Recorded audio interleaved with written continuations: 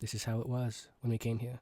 With those dreadful threats of yours upon us, we brushed off all the dust that lay upon the dead man's body, heedfully leaving it moist and naked.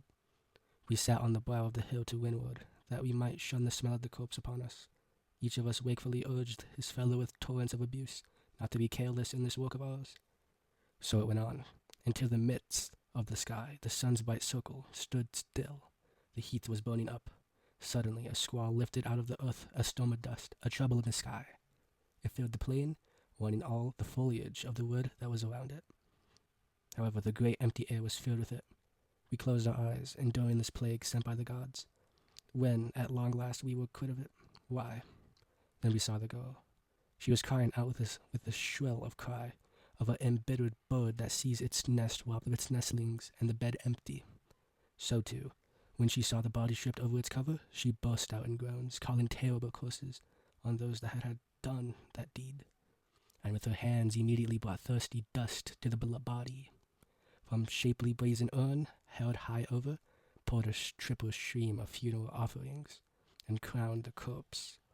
When we saw that, we rushed upon her and caught our quarry then and there, not a bit disturbed. We charged her with what she had done. Then at the first time she did not deny a word of it, to my joy, but to my pain as well. It was most pleasant to have escaped oneself out of such troubles, but painful to bring into it those whom we love. However, it is but natural for me to count all this less than my own escape. You there, that turn your eyes upon the ground. Do you confess or deny what you have done? Yes, I confess. I will not deny my deed. You take yourself off where you like. You are free of a heavy charge. Now, Antigone, tell me shortly and to the point. Do you know the proclamations against your actions? I knew it.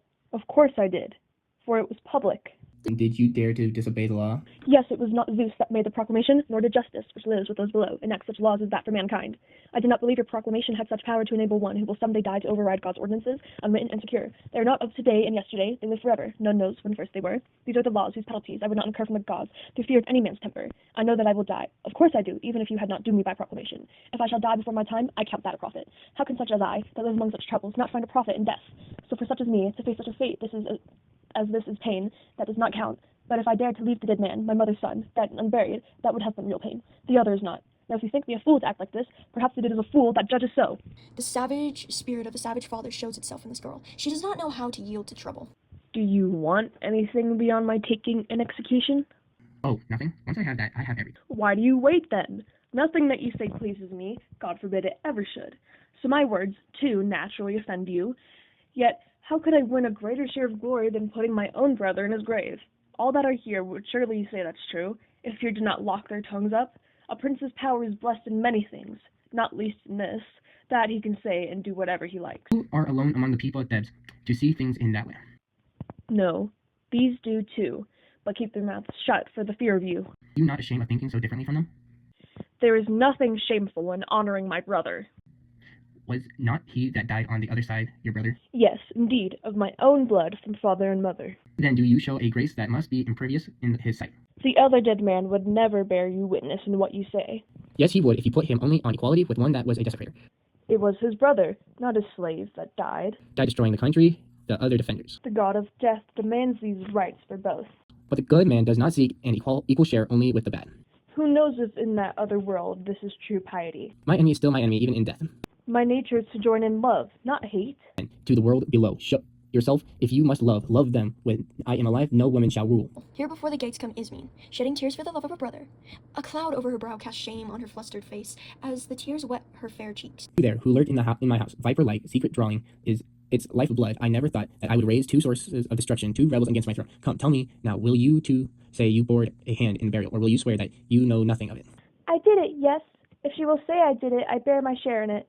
Bear the guilt, too. Justice will not allow you what you've refused, and I will have none of your partnership.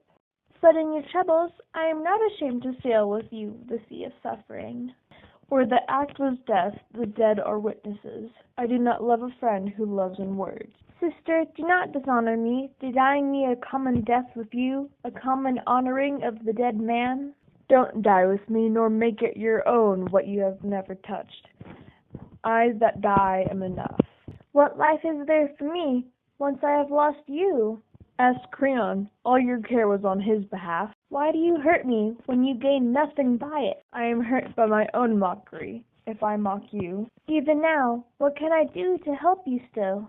Save yourself. I do not grudge you your escape. I cannot bear it, not even to share your death. Life was your choice, and death was mine.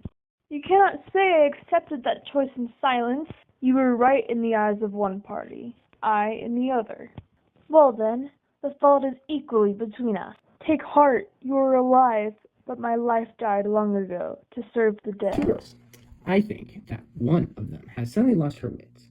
The other was always so. Yes, for, my lord, the wits that they are born with do not stay firm for the unfortunate.